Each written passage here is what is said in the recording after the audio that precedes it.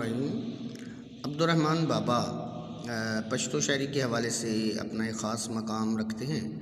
ان کی ایک نظم ہے ہمارے نصاب میں شامل ہے اخلاص، وہ ہم اس کا آغاز کرتے ہیں اور اس سے پہلے ہم عبدالرحمن بابا کا تعارف پڑھتے ہیں۔ تعارف میں یہ ہے کہ ان کی پیدائش جو تھی یہ 1653 میں ہوئی اور 1711 میں ان کی وفات ہوئی، تو یہ کافی پرانے دور کے شاعر ہیں۔ 17ویں صدی پشتو زبان و ادب کا دور زرین تھا۔ زرین کہتے ہیں سنہرا دور، یعنی بڑا خوبصورت دور تھا۔ اس عرصے میں پشتو زبان و ادب کے بے شمار مستند اور معتبر شاعر اور ادیب گزرے ہیں۔ یعنی مستند کا مطلب ہے جن کی سند ہے، جن کا حوالہ دیا جا سکتا ہے، اور معتبر جن پر اعتبار کیا جا سکتا ہے۔ ان میں خوشحال خان خٹک، عبدالحمید مومند، عبدالقادر خٹک، اشرف خان ہجری اور معیز اللہ مومند کے ساتھ ساتھ عبدالرحمن بابا قابل ذکر ہیں۔ ان کو انڈرلائن کریں آپ، یہ جتنے بھی شعراء کے نام ہیں۔ عبدالرحمن بابا نے ساری زندگی اپنے آبائی گاؤں بہادر کلی ہزار خانی پشاور میں گزاری، یعنی پشاور میں ہی انہوں نے اپنی زندگی گزاری ہے۔ ان کی شاعری پر فطرت اور حقیقت کا رنگ غالب ہے، یعنی قدرتی جو اللہ تعالیٰ نے اپنی تخلیق کی ہے اس کے جو مناظر ہیں یا فطرت کے اندر جو بھی حقیقتیں پائی جاتی ہیں، ان کا اظہار ان کی شاعری میں جا بجا ملتا ہے۔ ایسا لگتا ہے وہ ہر دور اور ہر زمانے کے شاعر ہیں۔ ان کے اشعار میں ماضی کی تاریخ ہمیں ملتی ہے، حال کا تذکرہ ملتا ہے اور مستقبل کا پیغام جھلکتا ہے۔ ان کا دیوان اگرچہ مختصر ہے لیکن علم و ادب کے لحاظ سے جامع اور مکمل ہے۔ ان کا دیوان یعنی ان کی شاعری کا جو مجموعہ ہے وہ اگرچہ مختصر ہے لیکن علم اور ادب کے لحاظ سے جامع اور مکمل ہے۔ جامعیت پائی جاتی ہے، یعنی بہت ساری چیزوں کا احاطہ کرتا ہے اور بہت سارے علوم، بہت سارے حقائق کا وہ مجموعہ ہے۔ پختون فطرت یعنی پشتو لوگوں کی جو ایک سوچ ہے، جو نظریہ ہے، اس کی ترجمانی جس طرح عبدالرحمن بابا کرتے ہیں، کسی اور شاعر نے نہیں کی۔ اس طرح جو مقبولیت ان کو حاصل ہے کسی دوسرے شاعر کو نصیب نہیں ہوئی۔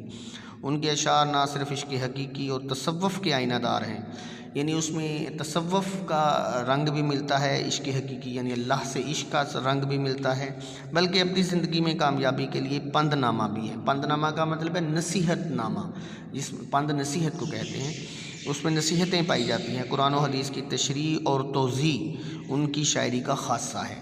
توضیح وضاحت کو کہتے ہیں، توضیح بھی پڑھا جاتا ہے، توضیح بھی پڑھا جاتا ہے۔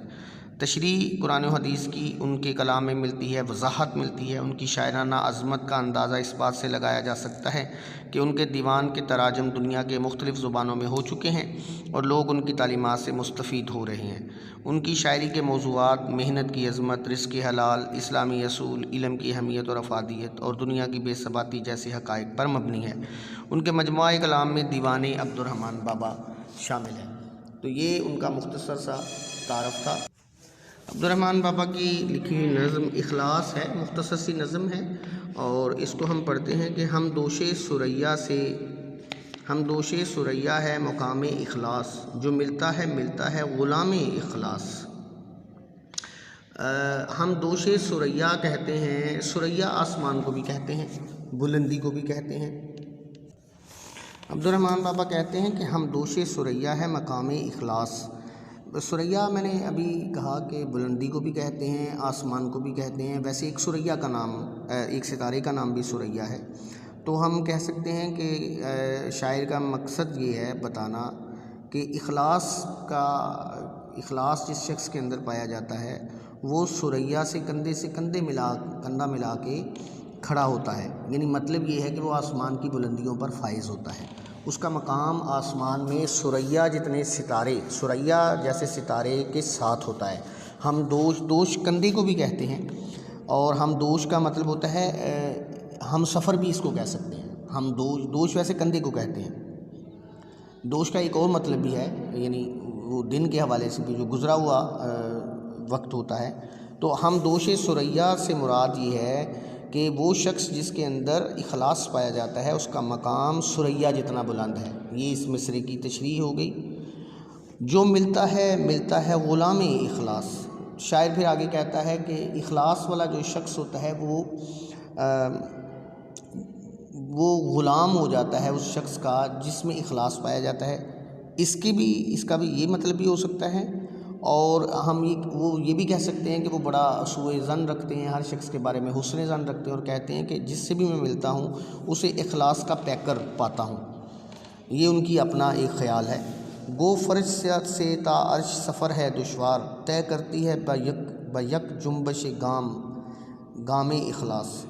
کہتے ہیں گو کا مطلب ہے اگرچہ، فرج سے عرش تک سفر بڑا مشکل ہے، دشوار کا مطلب ہے مشکل ہے۔ شاعر کہتا ہے کہ اگرچہ پستی سے بلندی کا سفر، یا بالکل کہہ لیں بچپن سے بڑھاپے تک کا سفر، یا ایک عام سی سطح سے نیکی کا سفر، کئی اس کے حوالے سے تشریح ہو سکتی ہے کہ فرش سے عرش تک کا سفر، زمین سے آسمان کا سفر بہت مشکل ہے، اگرچہ طے کرتی ہے بیک جنبش گام اخلاص، لیکن اگر انسان اخلاص کا حامل ہو، اخلاص خلوص کو کہتے ہیں، کسی بھی کام کو کرنے کا جو خالص جذبہ ہوتا ہے، بغیر کسی غرض کے، بغیر کسی مقصد کے،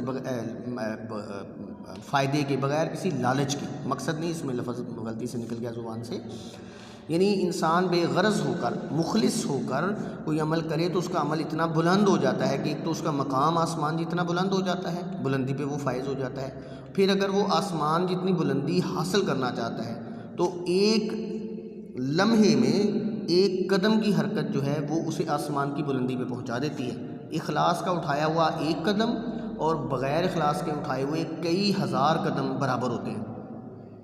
یک جنبش کہتے ہیں یکا یک، ایک لمحے میں، یا یک جنبش گام کا مطلب ہے ایک قدم کی حرکت، یہ اس کا ایک اکٹھا مطلب لکھ لیں۔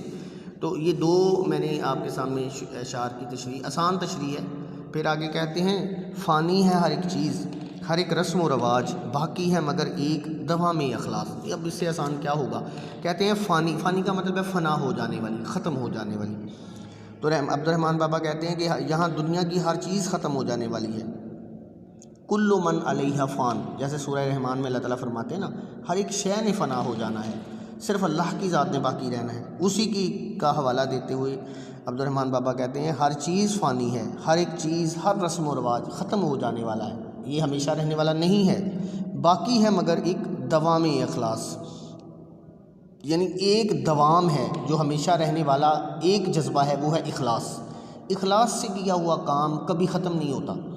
دنیا سے اتنے لوگ چلے گئے، کئیوں نے مساجد بنائیں، کئیوں نے نلکے لگوائے، نہریں کھدوائیں، باغ بنوائے، ہاسپٹل بنوائے، نیکی کے کام کیے، ان کے کام باقی رہ جاتے ہیں کیونکہ انہوں نے اخلاص سے کیے ہوتے ہیں۔ برائی سے کیا گیا کام باقی نہیں رہتا، رہ بھی جائے تو وہ انسان کے دامن میں برائی کے کانٹے ہی پھینکتا ہے۔ تو اس کی طرف اشارہ ہے۔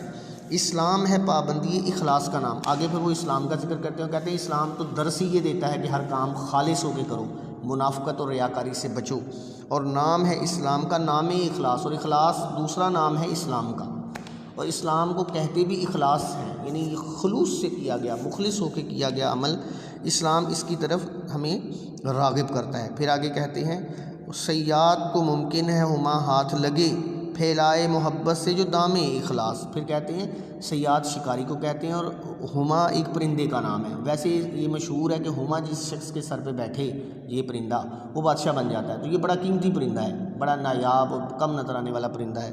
تو شاعر کہتا ہے کہ اگر شکاری شکار کو نکلے تو ہو سکتا ہے وہ ہما کو پکڑ کے لے آئے، مگر اگر وہ محبت اور اخلاص سے اپنا جال پھینکے، خلوص نیت سے اپنی محنت سے کام کرے، تو ہو سکتا ہے اس کے پرندے میں عام سے چیل، کوے اور چڑیاں اور کبوتر پھنسنے کی بجائے ہما جیسا قیمتی پرندہ اس کے جو ہے جال میں پھنس جائے۔ اس کے بعد عبد الرحمن بابا کہتے ہیں کہ حاجت نہیں اخلاص کی کچھ بعد فنا، قائم کرو ہستی میں نظام اخلاص۔ کہتا ہے کہ فنا کہتے ہیں، فنا یعنی ختم ہو جانا، حاجت کہتے ہیں ضرورت کو، اور اخلاص کہتے ہیں خلوص کو۔ وہ عبد الرحمن بابا اس شعر میں کہتے ہیں کہ اخلاص جو ہوتا ہے نا وہ کبھی فنا نہیں ہوتا، فنا ہو جانے کے بعد اخلاص جو ہے وہ ختم نہیں ہوتا، اور پھر انسان فنا اور بقا کے جذبے سے بالکل پاک ہو جاتا ہے، اور اس کو اس کی ضرورت بھی نہیں رہتی کہ کیا چیز باقی ہے اور کیا چیز نہیں باقی۔ ایک اور حقیقت کی طرف بھی اشارہ کرتے ہیں جو کہ ان کے ہاں تصوف کا رنگ بھی پایا جاتا ہے. وہ کہتے ہیں کہ اخلاص جو ہے نا وہ موجودہ زندگی میں ایک جذبہ ہے، ایک خوبی ہے، ایک خصوصیت ہے. تو انسان جب مر جائے گا اور مرنے کے بعد تو اس کا عمل بھی ختم ہو جائے گا نا. پھر مرنے کے بعد تو نہ عمل کا صرف حساب ہونا ہے، عمل نہیں ہونا. جب انسان نے اس دنیا سے چلے جانا ہے، قبر میں، حشر میں، وہاں اعمال نہیں ہوں گے، صرف اعمال کا حساب ہوگا. تو کہتے ہیں کہ حاجت نہیں، ضرورت نہیں رہے گی اخلاص کی کچھ بعد فنا. جب تم فنا ہو گئے اے انسان، جب تم فنا ہو گئے، تم ختم ہو گئے، تو تمہیں اس مرنے اور فنا ہونے کے بعد تو اخلاص کی ضرورت ہی نہیں رہنی. اخلاص کی ضرورت کب ہے؟ قائم کرو ہستی میں نظام اخلاص. ہستی موجود کو کہتے ہیں، ہستی زندگی کو بھی کہتے ہیں، وجود کو بھی کہتے ہیں، اور موجودہ حال کو بھی کہتے ہیں. شاعر کہتا ہے اب جو حال میں زندہ ہو نا، اس وقت جو زندگی گزار رہے ہو، اس میں نظام اخلاص پیدا کرو. اس زندگی میں اپنے عمل کی بنیاد اخلاص پر رکھو، خلوص پر رکھو، تو تمہیں آخرت میں یہ کام دے گا. شیرینی گفتار پہ حیرت کیسی ہے گفتہ رحمان کلام اخلاص. یہاں وہ اپنی تعریف کرتے ہیں آخری شعر میں اور کہتے ہیں شیرینی گفتار، شیرینی مٹھاس کو کہتے ہیں، اور گفتار گفتگو کو کہتے ہیں، اور حیرت حیرانگی کو کہتے ہیں، گفتگو کو کہتے ہیں، اور کلام یعنی اس کا جو شاعری ہے اس کو کہتے ہیں. تو آگے کہتے ہیں کہ یہ میری گفتگو کی مٹھاس پر تم حیران کیوں ہو رہے ہو. شیرینی گفتار پہ حیرت کیسی. میری مٹھاس، میری گفتگو میں جو مٹھاس ہے، جو ذائقہ ہے، جو خلوص ہے، جو لذت ہے، جو چاشنی ہے، جو کشش ہے، تم اس پر حیران کیوں ہو. ہے گفتہ رحمان، میری گفتگو یعنی رحمان بابا کی جو گفتگو ہے وہ اخلاص کا کلام ہے، وہ خلوص سے کیا گیا کلام ہے. میں تم سے مخلص ہو کے مخاطب ہوں، تم سے مخلص ہو کے تمہیں نصیحت کرنے والا کلام بیان کر رہا ہوں، تمہیں نصیحت کر رہا ہوں. تمہارے ساتھ میرا تعلق خلوص پر مبنی ہے، لہٰذا میری گفتگو میں تمہیں یہ مٹھاس اور کشش محسوس ہو رہی ہے. تو یہ بڑی خوبصورت نظم ہے، اور اسی طرح کی نظمیں ہمارے سلیبس میں شامل ہونی چاہیے جو ہمارے جو طلباء ہیں ان کی روحانی اور اخلاقی تربیت کر سکیں. اس نظم میں اخلاص کی تعریف جو بیان کی گئی ہے اسے مختصر لکھیں. تو ویسے اخلاص کی تعریف یہاں پوری نظم ہی اس کی تخلیص ہے، لیکن اگر آپ کو اس کی تعریف لکھنی ہو تو کتابوں کے علاوہ اس کی تخلیص یہ ہے کہ انسان بغیر کسی لالچ، بغیر کسی غرض اور بغیر کسی دنیاوی فائدے کے جو عمل کرتا ہے اسے اخلاص کہا جاتا ہے. بے غرض ہو کر کیا گیا عمل اخلاص کہلاتا ہے، اور دوسروں کو دکھانے کے لیے، ریاکاری کے لیے اور اپنی شہرت کے لیے جو کیا گیا عمل ہوتا ہے وہ اخلاص پر مبنی نہیں ہوتا. جو عمل ان برائیوں سے خالی ہوتا ہے وہ اخلاص ہوتا ہے. ہما پرندے کی کیا خصوصیت بیان کی جاتی ہے؟ میں نے ابھی تشریح میں بتا دیا ہے کہ ہما ایک فرضی پرندہ ہے، یہ حقیقی پرندہ نہیں ہے.